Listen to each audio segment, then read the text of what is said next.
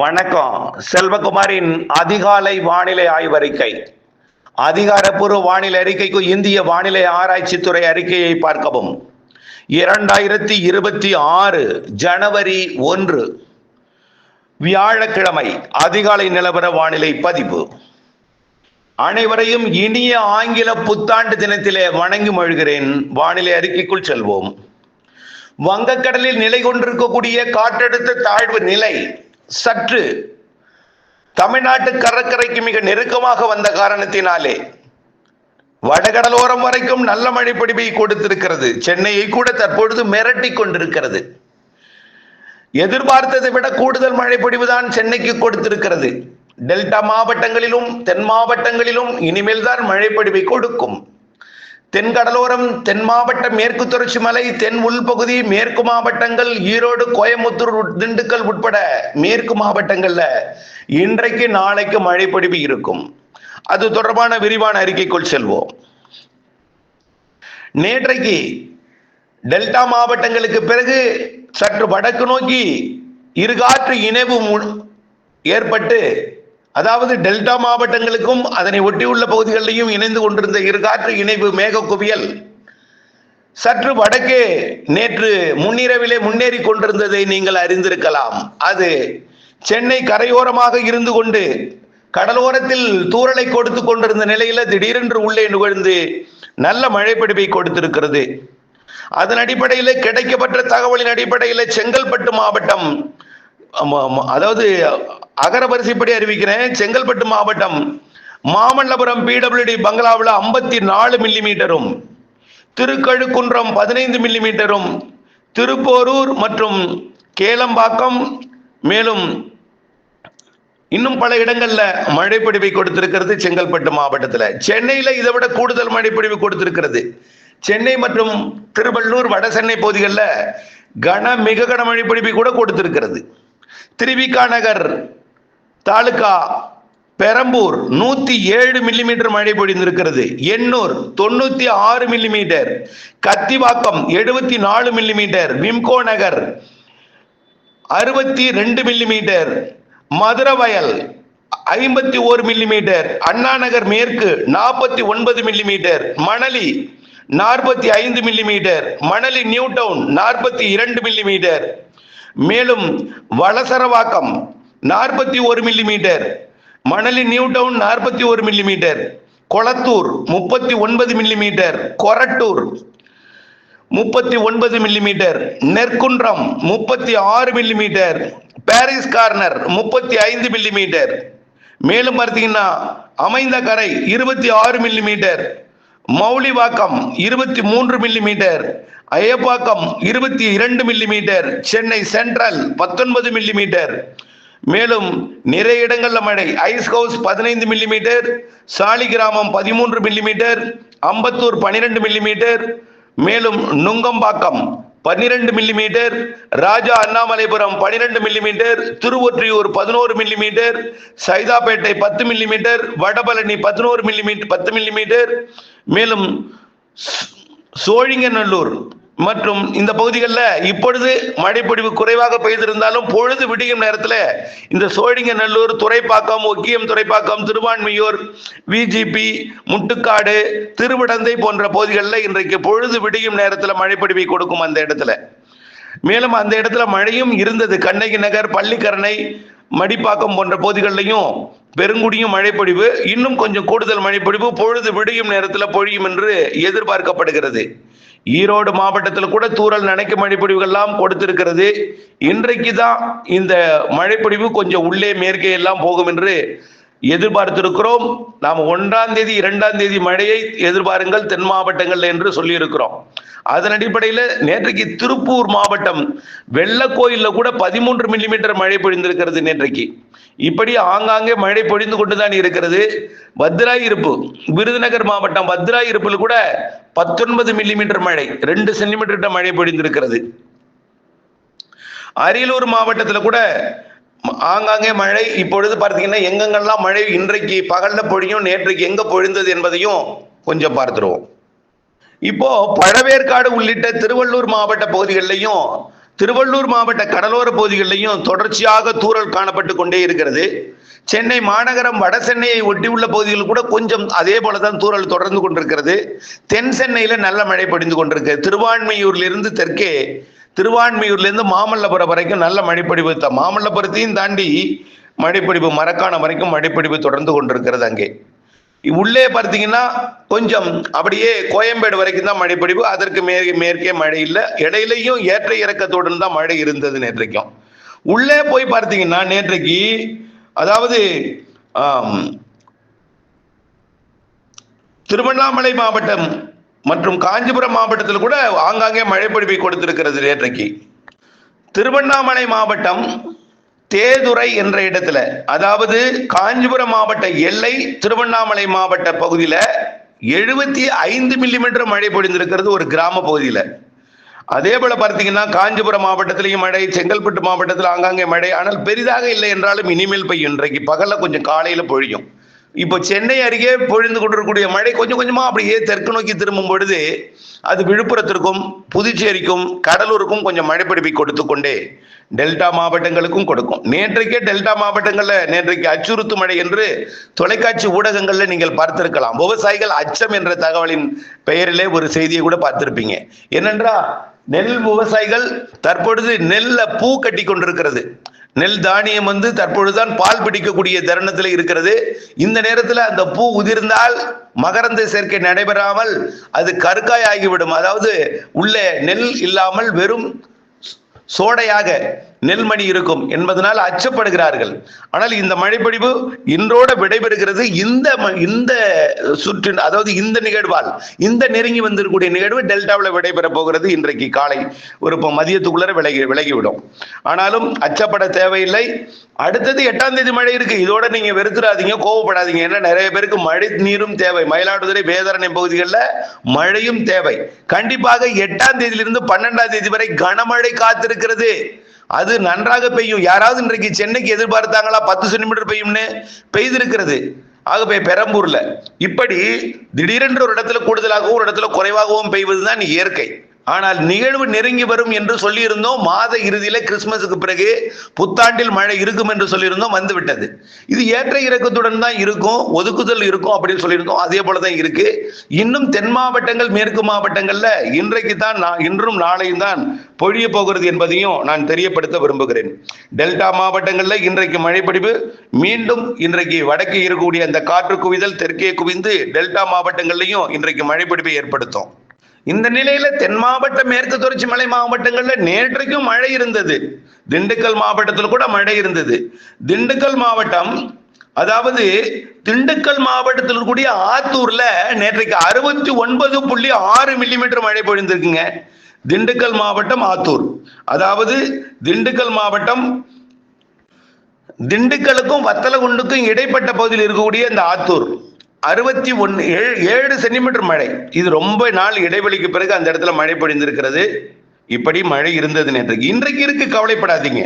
இன்றைக்கு எங்கெங்கெல்லாம் மழை பொழிவை கொடுக்கும். நேற்றைக்கு பத்ராயிருப்பில் கூட பெய்திருக்குன்னு சொன்னோம். இன்றைக்கு எங்கெங்க மழை என்பதை பார்ப்போம். தற்பொழுது தென் சென்னை மற்றும் செங்கல்பட்டு மாவட்ட பகுதிகளில் பொழிந்து கொண்டிருக்கக்கூடிய மழை தூறலாக தொடர்ந்து கொண்டிருக்கும். அப்படியே கொஞ்சம் கொஞ்சமா விலகிடும், காலைக்கு பிறகு விலகும். அதே நேரத்தில் காரைக்கால் மற்றும் மயிலாடுதுறை மற்றும் நாகப்பட்டினம் மாவட்ட வடக்கை ஒட்டிய பகுதிகளில் மழை மேகங்கள் உருவாகி கொண்டிருக்கும், மழைப்பிடிப்பை கொடுக்கும். அதே போல ராமநாதபுரம், புதுக்கோட்டை கடலோரத்திலையும் டெல்டாவின் தெற்கு டெல்டாவிலையும் ஆங்காங்கே மழை இருக்கும். சார் என்ன சார் நேற்றுக்கு சொன்னீங்க ராத்திரி வரும்னு, என்ன வர காணோம்?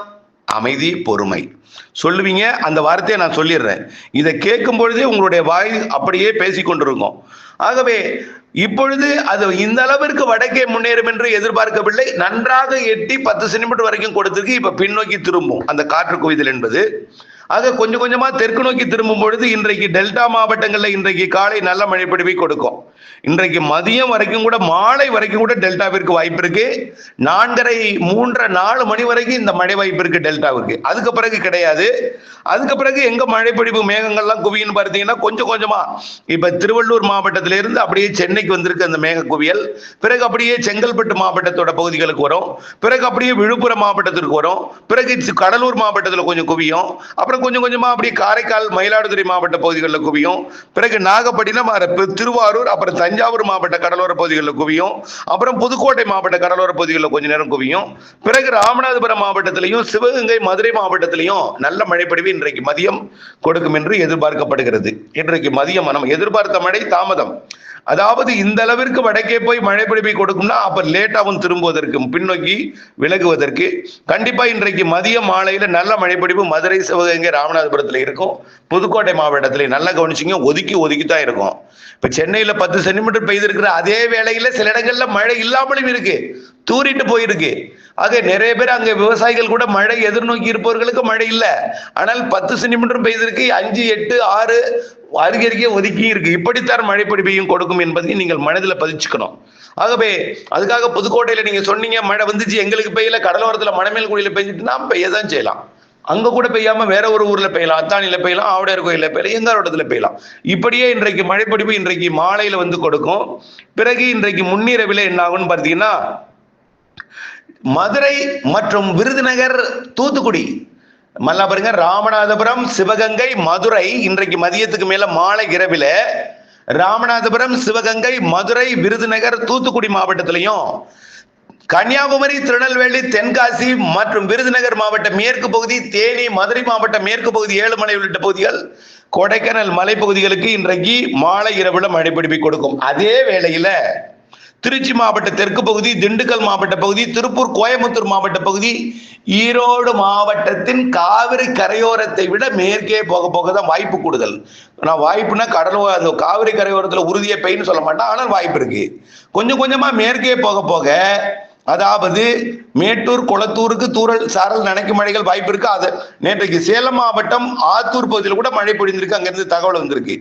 ஆகவே இப்படி ஆங்காங்கே மழை பொழிவை கொடுக்கும். அப்படிதான் நாமும் அறிக்கையும் கொடுத்திருக்கோம். இப்படி மேட்டூர் களத்திற்கிட்ட மழை பொழிவை கொடுக்கல. உங்களுக்கு மழை எதிர்பார்த்திருக்கிறீங்க அப்படின்னா உங்களுக்கு அதிர்ஷ்டம் இருந்தா அது பெய்யும், அப்படிதான் நம்ம சொல்ல முடியும். ஏன்னா வெப்பம் எங்கே உயர்கிறதோ அங்கதான் பெய்யும்.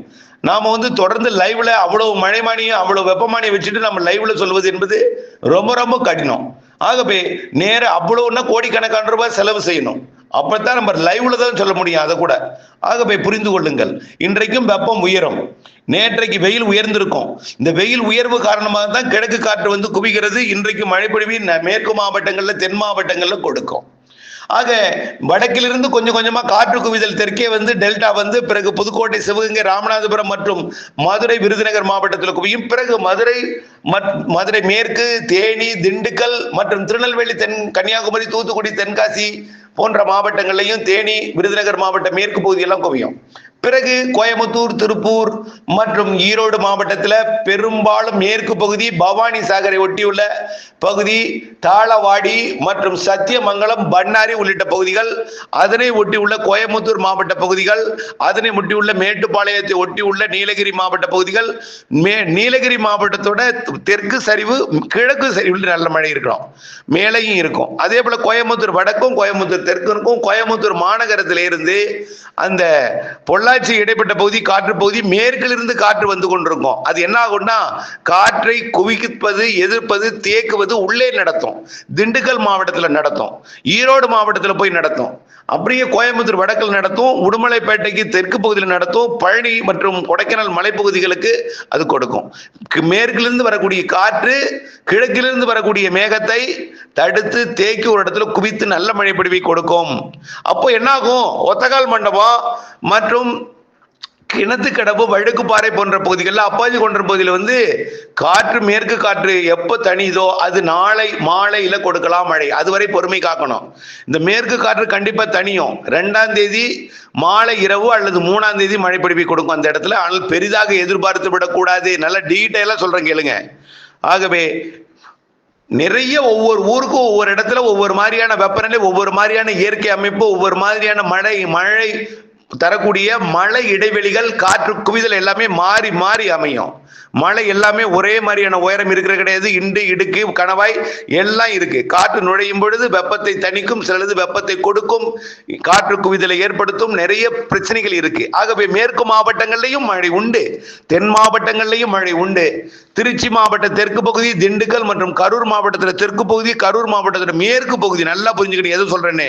ஏற்கனவே அதை தான் சொல்லிட்டு இருக்கேன். நான் காவிரி கரையை விட தெற்கேயும் மேற்கேயும் தான் மழை பிடிச்சிருங்க. தோகமலை சாரி மணிக்கம் அதாவது ஈரோடு மாவட்டத்தை ஒட்டி உள்ள கரூர் மாவட்ட பகுதிக்கு பெய்யும். அதுவும் அங்க கிடையாது, காவிரி கரைக்கு போயிடாதீங்க. இந்த பக்கம் திருப்பூர் மாவட்டத்தோட அரவக்குறிச்சி மற்றும் தென்னிலைக்கு மேற்கே, அதே போல அரவக்குறிச்சி மற்றும் திண்டுக்கல் மாவட்டத்தோட தெற்கு பகுதி, திண்டுக்கல், தாராபுரம் மற்றும் பழனி. இந்த பகுதியில் தாராபுரம் சொல்லியிருக்கோம்னா தாராபுரத்தில் மழை உறுதியா பெய்யும் நான் சொல்லல.